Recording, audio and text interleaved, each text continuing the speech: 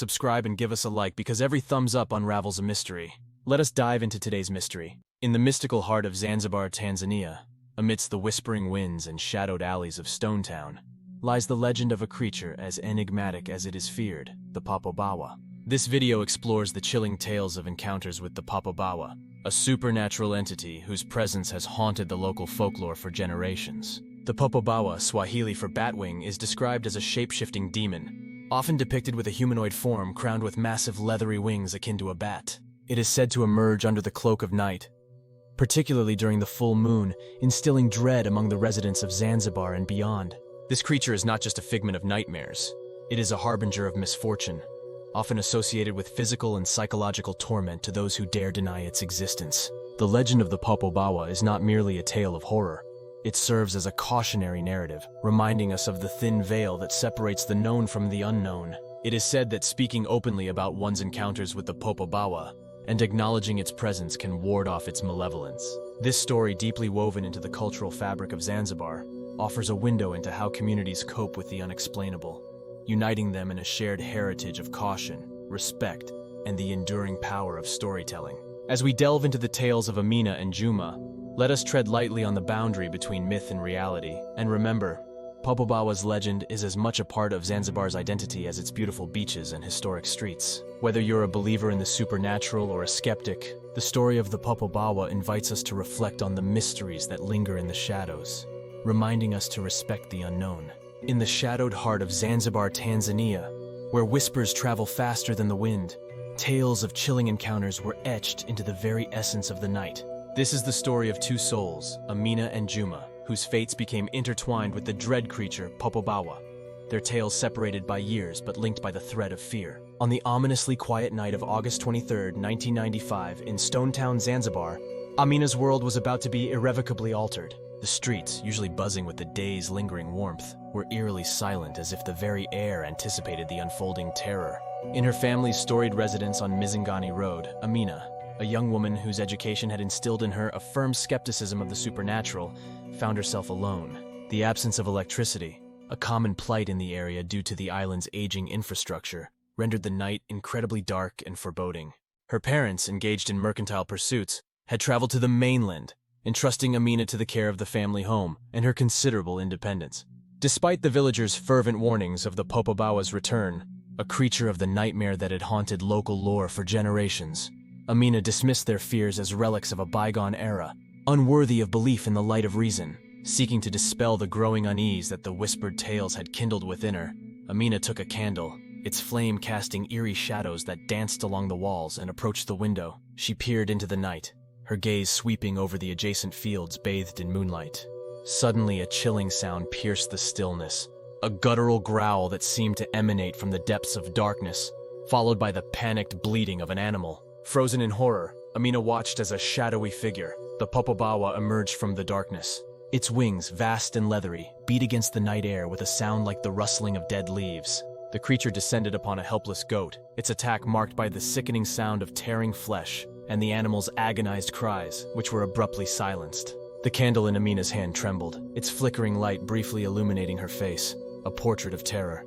She realized then that her skepticism had been a fragile shield against the realities of a world she had not truly understood. The Popobawa turned its gaze toward her, its eyes reflecting a malignancy that no human reasoning could dispel.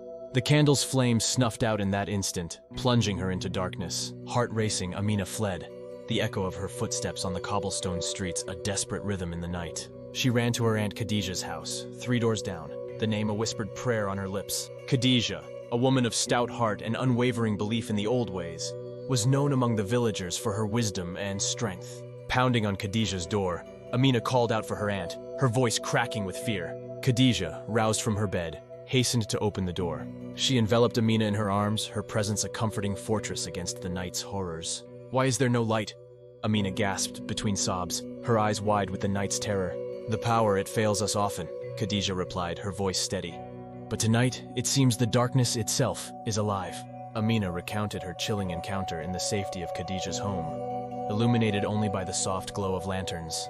The sounds of the night, the growling of the Popobawa, the cries of its prey, and the haunting silence that followed were etched into her memory. That night, Amina learned some fears were rooted in a grim reality.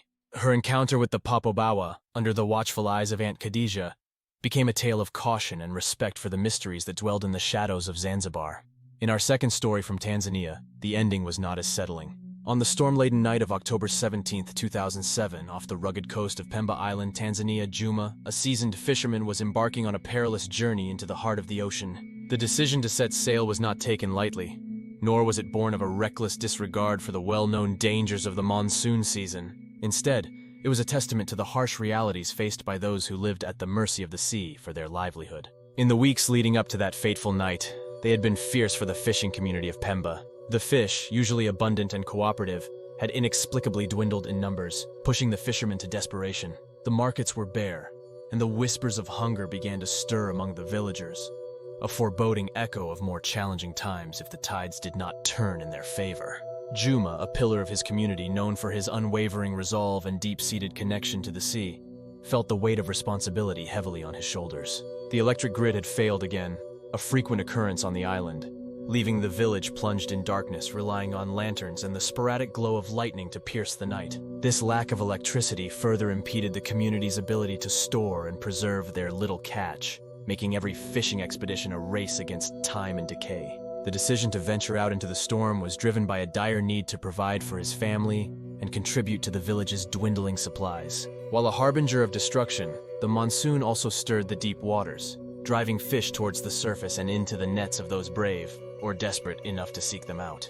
Thus, on October 17th, Juma set his boat against the storm, guided by years of experience and an intimate knowledge of the sea's erratic nature. The storm, a beast of wind and rain, challenged every ounce of his skill, yet he pressed on, driven by the urgent necessity of his quest. As he navigated through the tumultuous waves, Juma's boat became a lone speck amidst the vast, churning darkness of the sea. The night of October 17, 2007 had unfolded with a ferocity that could humble even the most seasoned sailors. Yet it was not the storm but what lay within it that would etch this night into Juma's memory forever. The storm's eye, a deceptive calm in the heart of chaos, enveloped Juma's vessel as if nature had paused to draw breath. In this eerie tranquility, the Popobawa emerged, not from the sea but descending from the obscured heavens, shrouded in a swirling mass of fog and wind. The creature, drawn to the desperation and determination of those who dared the storm for their livelihood, manifested as a guardian of the deep spectral force awakened by the turmoil above and below the waves. The Popobawa, its massive wings unfurling with a sound like the cracking of the sky, hovered over Juma's boat. Its eyes, glowing with an ethereal light, pierced the darkness, fixing upon the fisherman with an intensity that seemed to probe the depths of his soul. Frozen by a mix of awe and terror, Juma could only watch as the creature plunged its talons into the water, emerging with his net, now heavy with the catch he so desperately needed. To Juma's horror, the Popobawa began to consume the fish, each devoured with a meticulousness that belied the creature's ferocious appearance. It was as if the Popobawa were not merely feeding, but enacting a ritual, asserting its dominion over the bounty of the sea. Juma, witnessing the decimation of his hard-earned catch, felt a despair unlike any he had known. Yet, as the last of the fish disappeared into the maw of the Popobawa, the creature ceased its feast. Its gaze returned to Juma, and in that moment, an unspoken understanding passed between man and myth. The Popobawa, with a final piercing look, ascended into the tumult of the storm, leaving Juma alone on the calming seas. Juma's survival was a testament to his resilience and the mercy of the Popobawa, which, having asserted its dominion, chose to spare the fisherman. The encounter left Juma with an empty net, but a heart full of awe and a renewed respect for the natural and supernatural forces that governed his world. As dawn broke, casting a golden light over the weary fisherman and his empty boat, Juma returned to his village not with the bounty he had sought, but with a tale that would transcend the boundary between reality and myth. His story is a vivid testament to the night he faced the Popobawa. He survived and served as a reminder of the fragile balance between man and nature, between the seen and the unseen, and of the respect that must be accorded to the mysteries in the heart of the storm and the depths of the sea. The advice, steeped in generations of lore and lived experience, serves as a guide for potential encounters and a testament to the community's resilient spirit in the face of the unknown. First and foremost, the Popobawa is a creature of the night, drawn to skepticism and disbelief. It is said that acknowledging its existence, especially after an encounter, can prevent its return. Sharing one's experience with others, rather than shrouding it in silence, is believed to dissipate the creature's power, making communal strength a critical defense against its malevolence. Precautions against the Popobawa are deeply ingrained in local practices and beliefs. Many residents turn to protective amulets, charms, or talismans, often imbued with blessings by spiritual leaders to ward off evil spirits. Homes are safeguarded with traditional rituals and symbols that are thought to repel evil forces, creating a spiritual barrier against Popobawa's intrusion. Furthermore, avoiding isolated places at night is advised, as the Popobawa is known to prey on individuals who wander alone in the darkness. The community's safety and the warmth of shared spaces offer refuge from the threats that lurk in solitude. In times of widespread fear, when the Popobawa's presence is felt most acutely, entire communities come together for nightly vigils, staying awake in solidarity until the first light of dawn. These gatherings are not only a practical measure but a profound expression of unity, demonstrating the collective resilience that defines the spirit of Zanzibar. Above all, the people of Zanzibar embrace the power of faith and tradition, relying on the wisdom of elders and the protective rituals passed down through generations. Whether through prayer, the strength of community, or adherence to age-old practices, the response to the Popobawa reflects a culture that respects the mysteries of the unseen, teaching us the value of facing our fears together. In the shadowed heart of Zanzibar, where tales of the Popobawa stir the night air, the message is clear: respect the unseen, share your stories, and draw strength from the community. In unity, there is protection, and in acknowledging the mysteries that dwell in the darkness, we find the light of collective resilience and enduring hope.